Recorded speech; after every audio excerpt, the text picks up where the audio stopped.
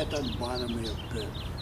But anyhow, so I worked, let's see, I graduated in '39 in January, and I wasn't old enough to get a job.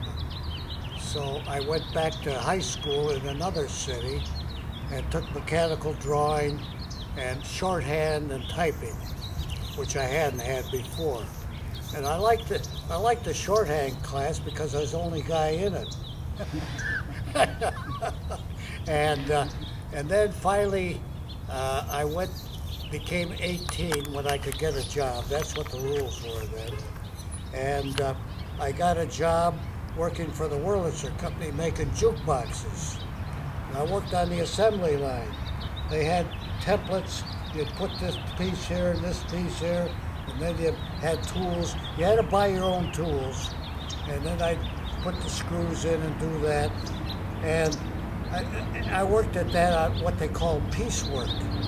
They had a time and motion guy come around and make a study while you're doing all these things. And you got paid by piecework, how many pieces you could turn out in a day or on your shift. And they were making lots of jukeboxes in those days. But I worked there for a while, and they're always playing tricks on different people.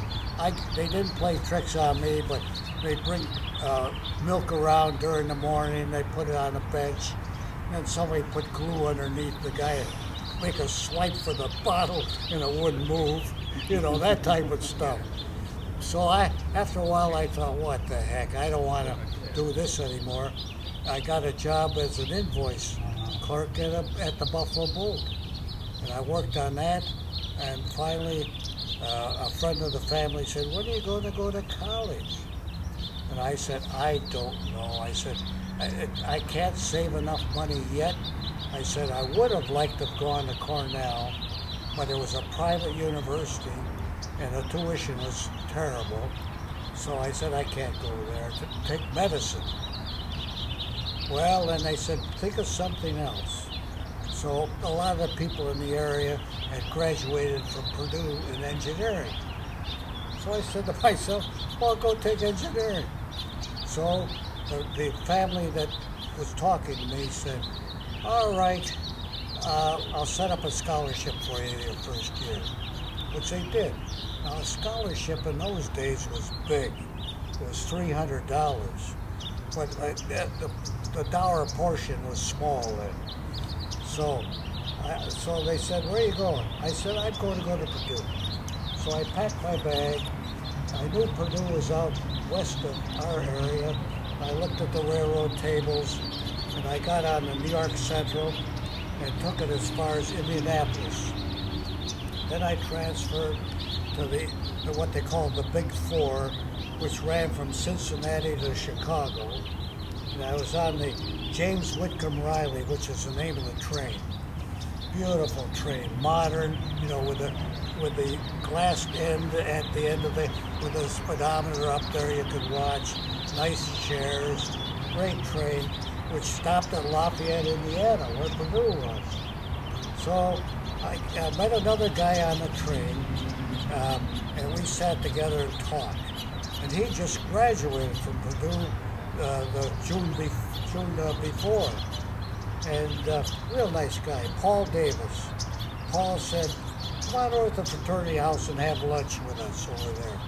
So I did. I went over to the fraternity house, met a bunch of guys over there, and then left. And then I went over to the director of admissions at the university. And I walked in, and they took me in right away. And I said, I'd like to go to your university. Just like that. He said, oh, you would? I said, yes. He said, you know, the semester's already been on for 2 weeks. I said, no, I didn't know that. And he said, well, okay, give me all your transcripts of your grades and everything. I said, I don't have those with me. I've been out of high school for 2 years. And then he says, okay, I'll tell you what I'll do. He said, you send a telegram back to the principal of your high school to see where you stood in your class, under a class standard. So I sent a telegram back to the principal, he answered the next day, and I went back to the director of admissions, put the telegram on his desk. He says, okay, you're in. That's the way it worked. And I took engineering. The tuition on engineering costs more. I was an out-of-state student. That costs more. And my tuition was $75 a semester. 75 bucks. So what I did, I lived in a rooming house with a bunch of guys that were taking all different courses. They were in different years and so on. Great bunch of guys. So one day, I can't think of the fellow's name, but he was an amateur radio operator. He had a big amateur radio in his study desk. And he said, Dave, get in here. I'm getting the funniest messages. This was on a Sunday. He said, I'm getting the funniest messages from the other shortwave people around the country.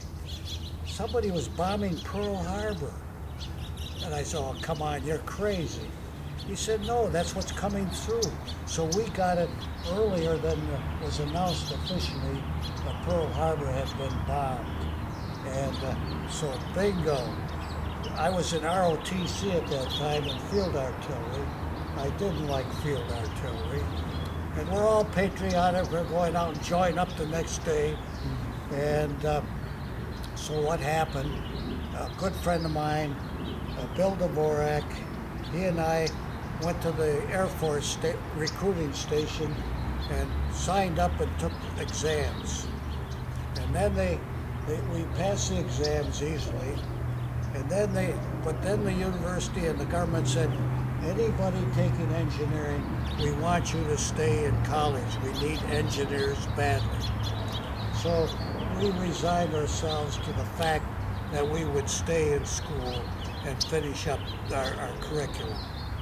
Well, Bill and I, we got antsy. We wanted to go right away. So we wrote a letter to the Royal Canadian Air Force. And the RCAF came back with a letter and said, sorry, we aren't taking any more Yanks. That was the end of that. So then Bill and I, we resigned ourselves to the fact we're going to stay there to complete the whole curriculum. Well, 2 weeks later, the government came in, swept out the whole university. We had the Marine Corps Reserve, we had the Navy Reserve, we had the Army Reserve, and those of us that signed up in the Air Corps, everybody was shipped out. Bingo! The university was full of women because the ratio at that time of women, men students was what we call pi, 3.14159, you know. And that was full of women, and then they brought in military people as for schooling afterwards. So they brought back in more men. So what happened next? Bill and I, we got on a train at West Lafayette, and took us down to Fort Benjamin Harrison in Indianapolis. And then they took us to another train, and we were on a train down to Biloxi, Mississippi, which is on the Gulf of Mexico. And while that train ride took us 7 days to get to the south. And we're in our same clothes, we ran out of water, we couldn't wash, we couldn't shave. At least they had a mess car on board where you could get something to eat. And that was it. Well, those were my days in college at that time.